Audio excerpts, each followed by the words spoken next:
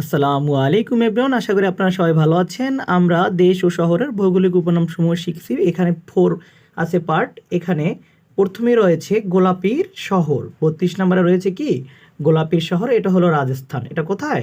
রাজস্থান। ঝর্ণার শহর, ঝর্ণার শহর হলো তাশখন্দ। তাশখন্দ। এই সাদা শহর, সাদা শহর এটা হলো বেলগ্রেড। বেলগ্রেড। বাজারের শহর, বাজারের শহর হলো কায়রো। বাজারের শহর কোথায়? কায়রো। উদ্যানের শহর, উদ্যানের শহর হলো শিকাগো। শিকাগো।